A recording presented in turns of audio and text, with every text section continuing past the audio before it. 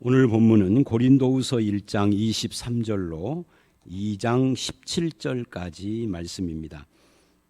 매일 성경 본문이 그리스도의 향기 이렇게 되어 있지만 이 본문은 다른 말로 하면은 바울이 방문하지 않기로 한 것은 더 깊은 이유가 있었다 하는 것을 말하는 그런 내용으로 시작을 합니다. 특별히 1장 23절 24절을 보십시오. 바울이 다시 원점으로 돌아가요. 원점이 어디냐면 1장 12절로 14절이죠.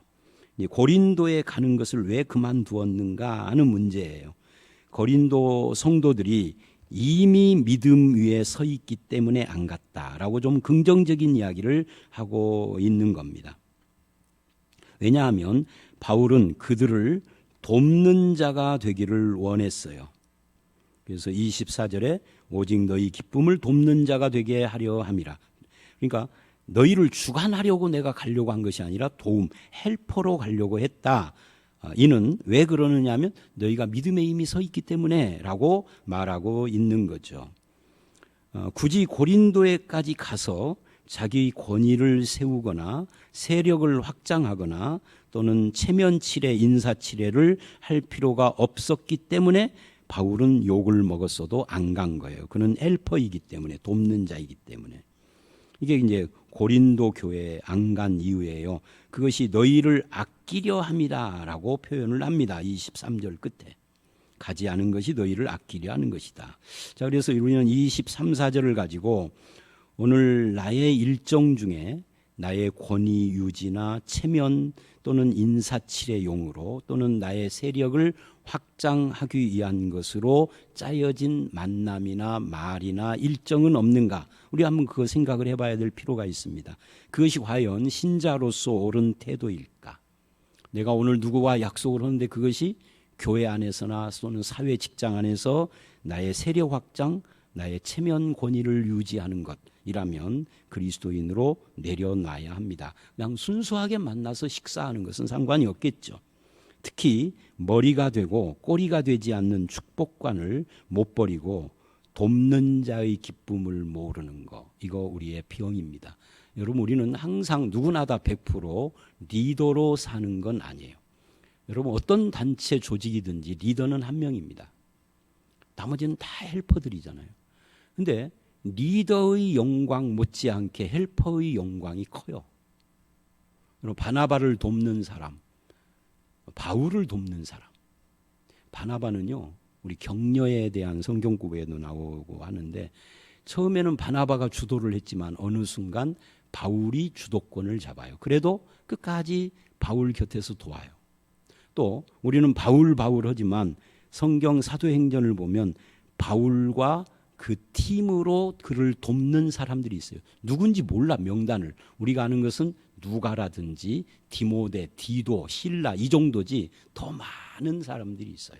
근데 그들은 무명이에요. 이름도 안 나와. 성경에 기록도 없어. 그런데 하나님은 아시죠. 이 돕는 자의 기쁨과 영광을 모르는 건 기독교 신앙의 핵심을 비껴가는 겁니다. 무엇을 돕느냐? 24절 너희 기쁨을 돕는다 그래요. 그리고 2장 1절로 이것이 이어집니다. 그들을 근심하게 한 자, 이 근심하게 한 자가 누구냐면 교회 내에서 범죄하고 회개하지 않는 자, 그들의 회개를 돕는 것, 이게 바울이 하고자 하는 것이었다. 스스로 결심하였노니 내가 너희를 근심하게 한다면 내가 근심하게 한 자밖에 나를 기쁘게 할 자가 누구냐. 그러니까 바울이 고린도 교회를 근심하게 하려고 가거나 또는 편지를 쓴 것이 아니다. 그렇게 하면은 나를 근심하게 한 자가 기뻐할 것이다. 범죄자가 기뻐할 것이라는 거죠. 그래서 바울이 방문하지 않기로 결심한 것에 이유가, 더 깊은 이유가 있다. 바울이 글을 쓰는 이유, 이런 것을 여기에서 말을 하는데 2장 1절로 4절에서 그 이야기를 합니다. 사랑이 있음을 알게 하려고 한다 그래요. 그러니까 계획대로 방문을 하면 그들에게 근심이 될 것을 알았기 때문에 안 갔다는 거죠. 왜?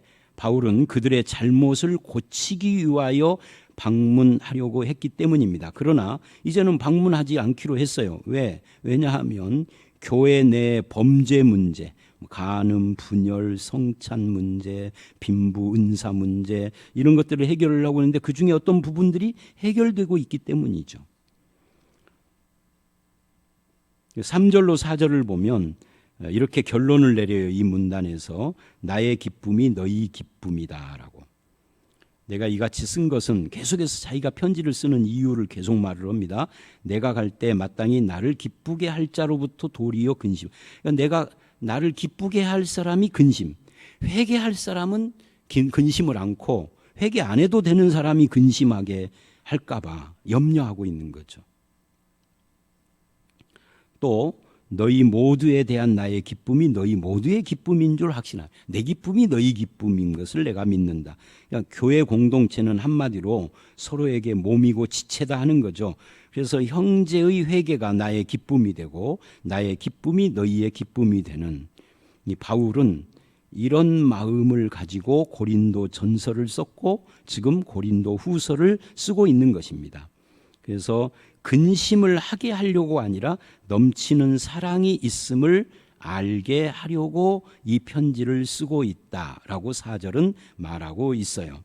이것을 위하여 1절 스스로 결심을 해야 했고 4절 넘치는 사랑이 필요했었다라는 겁니다. 그렇다면 저와 여러분도 우리의 만남이 기쁨을 위한 만남인가, 기쁨을 만드는 사람인가, 아니면 근심을 주는 자인가, 이것에 대해서 평가를 해봐야 합니다. 내 말과 내 마음과 삶의 태도 속에 넘치는 사랑의 결심이 있어야 합니다.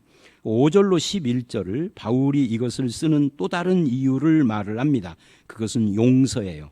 앞에서는 근심과 기쁨을 이야기를 했다면 사랑을 나타내라 하는 거죠. 사탄에게 속지 말고 예수 앞에서 행하라 하는 이야기입니다. 5절을 보면 바울은 근심하게 하는 자가 자기가 아닌 고린도 기독교인들을 근심케 했다라고 합니다. 바울은 근심하지 않는데 너희가 근심했다는 거죠. 실제로는 자기가 더 많이 근심을 했어요, 사실은 바울이. 그런데 고린도 교인들의 마음을 배려해서 이렇게 말을 하는 거죠. 사람들은 배려와 아첨을 구분하지 못합니다. 특히 교회 안에서 특정 사람을 띄워주면 좋아하죠. 그러나 교회는 누군가를 띄워주는, 특정 인물을 띄워주는 것이 아니라 다른 사람의 사정을 이해하고 챙겨주고 그렇게 하는 것이 더 중요한 곳이에요. 그게 교회 공동체의 사명이죠. 그래서 6절로 8절에 이러한 자, 즉 범죄하고도 회개치 않고 바울의 권위에 도전하는 자, 그런 자들을 말하는 겁니다. 그래서 6절은 교회의 치리를 받는 것에 대한 이야기를 해요. 그러나 바울은 차라리라고 합니다. 그래서 차라리 그를 용서하고 위로하라고 합니다. 그가 너무 많은 근심에 잠길까 염려해서 이 말을 하는 거예요. 그러니까 교회에서 그런 사람들을 치리를 해야 하지만 치리를 한다면 그걸 그 차원을 넘어서서 용서와 위로까지 가야 하는 거죠. 이 용서라는 말, 카리조마이라는 단어인데요, 은혜를 베풀다, 조건 없이 무료로 주다, 그런 뜻이에요. 그러니까 용서의 특징을 말하고 있는 거죠. 상대방이 너무 근심하지 않도록 배려하는 것이 참된 신앙인의 사랑의 정신이다 하는 이야기입니다. 왜냐하면 그 문제에 대해서 근심을 이미 하고 있는데 지나치게 되면 사탄이 틈타는 통로가 되기 때문이죠. 그게 11절이에요. 이는 우리로 사탄에게 속지 않게 하려 함이로다 라고 말을 하는 거죠. 에베소서 4장 25절로 27절을 보면 분노에 대해서도 동일한 말을 해요. 분노를 오래 끌면 마귀가 틈탄다 라고 말을 합니다. 10절을 보시면 용서의 원리를 제시를 해요. 뭐라고 제시를 하느냐면 그리스도 앞에서 이 용서, 우리의 용서는 그리스도의 큰 용서에 영향받은 실천이라는 거죠. 용서받은 자가 용서한다, 그런 의미이기도 해요. 그렇게 함으로써 사탄의 속임과 계책을 뛰어넘는 그런 교회 공동체로 이루어가기 때문에 그렇습니다. 그런 의미에서 교회의 징계는 죄인을 망하게 하려는 것이 목적이 아니고 회개케 하고 신앙을 세우는 것이 목적입니다. 그래서 결론은 용서와 사랑으로 가야 하는 것이죠. 오늘 우리가 사람에 대한 자세, 그 영혼과 구원에 대한 순수한 관심, 이런 것들이 필요합니다. 특히 우리나라 사람들이 한이 많은 문화를 갖고 있는데 마음의 원망과 미움보다는 기독교적인 용서의 기쁨으로 그것을 바꾸어가는 것이 더 중요하다라고 생각을 할 수가 있습니다. 그리고 이제 2장 12절서부터 17절은 2장 12절서부터 4장 6절까지 계속되어지는 하나님의 영광과 능력에 대한 이야기예요. 그 중에서도 2장 12절부터 3장 3절이 하나의 문단인데 매일 성경은 2장 17절까지 끊었으니까 거기까지 합니다마는 누가 이 복음의 사역을 감당하리요, 이게 주제입니다. 거기에 그 복음의 사역을 향기라고 표현을 하고 있는 거죠. 너희는 그리스도의 향기고 그리스도의 편지다 하는 이야기입니다. 12절 13절을 보면 우리는 만사 형통하고 일이 잘 되면 하나님의 뜻이고 축복이라고 합니다. 그리고 그렇지 않으면 그러면 하나님의 뜻이 아니라고 생각을 하는 거죠. 그런데 바울은 문이 열리고, 즉 전도의 문이 열리고 만사가 형통한데도 심령이 편치 않았다 그래요. 그래서 거기를 떠나서 드로아를 통해서 마게도냐로 갔다는 거죠. 왜냐하면 고린도 교회의 소식을 갖고 와야 할 디도가 아직 안 와서 그런 겁니다. 그러다가 이제 7장 7절에 보면은 디도를 만나요. 그때 뭐라고 그러냐면 내가 이제 위로를 받고 기쁨을 얻었다 이러거든요. 그러니까 사도 바울은 위로든 기쁨이든 이게 다 교회와 성도들과 관계가 있어요.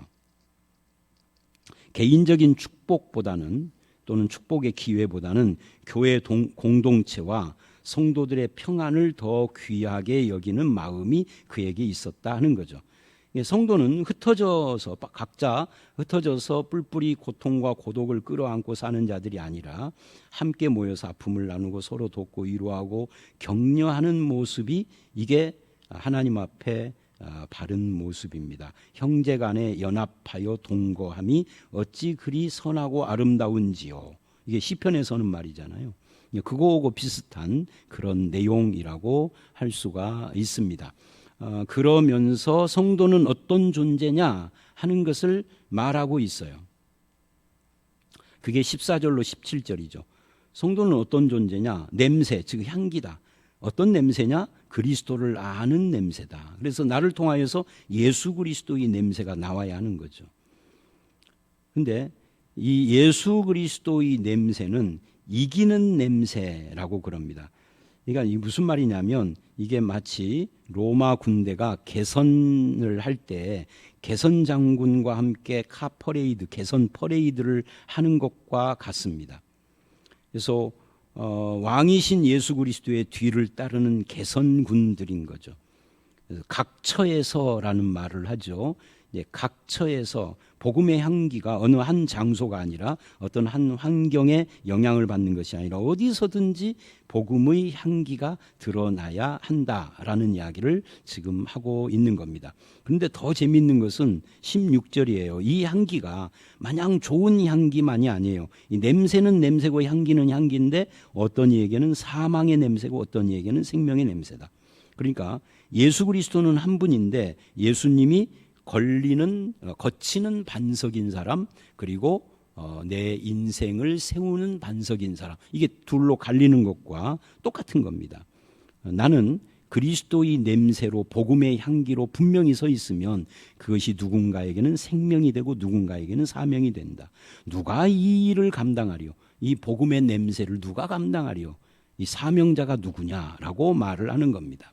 이 향기라는 말이 유오디아인데 이 향수, 향료 이런 말로도 번역이 됩니다. 17절을 보면 이제 결론이죠. 여기 보니까 우리는 수많은 사람들 곧 사람들처럼 하나님의 말씀을 혼잡하게 하지 아니하고라고 해요. 이 혼잡이라는 말, 카펠류오라는 단어인데 이것은 미끼를 던진다 그런 뜻이기도 하고요. 또는 장사꾼처럼 행동한다는 뜻이기도 해요. 장사꾼처럼 행동하거나 미끼를 던진다, 이게 무슨 말이죠? 복음의 순수성을 못 믿고 거기에다가 무엇을 자꾸만 섞는다는 거죠. 왜? 복음의 능력 자체를 불신해서 자기 이익을 위하여서 말씀의 순수성을 훼손하는 것을 말하는 겁니다. 근데 바울은 그렇게 하지 않는다. 순전함으로 말씀을 하나님께 받은 것처럼 그렇게 말하고 행동한다는 거죠. 이럴 때 우리가 향기라는 겁니다. 근데 우리 향기가 어떤 이에게는 생명이 되고 어떤 이에게는 사망이 된다는 거죠. 항상 생명만 되는 것은 아니다는 거예요. 이게 우리에게 큰 위로예요. 어떤 이는 복음을 들을수록 마음이 굳어져요. 제가 진흙과 양초 이야기를 했잖아요. 복음의 햇빛을 받을수록 굳어가는 진흙이 있고 복음을 받을수록 부드럽게 녹아지는 양초가 있고, 그것은 상대방의 반응인 거죠. 나는 향기로 존재하는 겁니다. 향기는 향기고 냄새는 냄새인데 혼잡하지 않은 장사꾼처럼, 그러니까 저는 이 장사꾼처럼 혼잡이라는 말이 목사로서 굉장히 도전이 되는 게 뭐냐면, 복음을 전하고 설교를 할 때 장사꾼처럼 하면 안 되겠구나. 복음 자체를 설명을 해 나가야지 장사꾼처럼, 장사꾼이 어떤 것인지 설명이 어렵지만 감은 잡히잖아요. 그죠? 온갖 없는 걸 다 섞어가지고. 장사하시는 성도님들 미안합니다. 그런 의미는 아닙니다. 부정적인 쪽에서만 말을 하는 거예요. 자, 오늘 말씀 여기까지입니다. 그래서 오늘 말씀은 결국 어떤 이야기냐면, 좀 비교적 좀 내용이 길어요. 바울이 돕는 자, 믿음을 돕는 자의 기쁨 이야기를 했고요. 또 자기 자신의 그 사역을 근심하게 하려는 것이 아니라 회개하게 하려는 것이고 용서하려고 하는 것이다라고 말하고 있는 것들, 그래서 이것 때문에 고린도 교인들을 배려하는 그런 모습들을 우리가 쭉 봤어요. 너희가 근심할까 봐 내가 이런 말을 한다는 거죠. 그러면서 사탄의 속임 이야기도 하고요. 그리고 마지막으로는 그리스도의 향기인데 혼합되지 않는 향기, 그죠?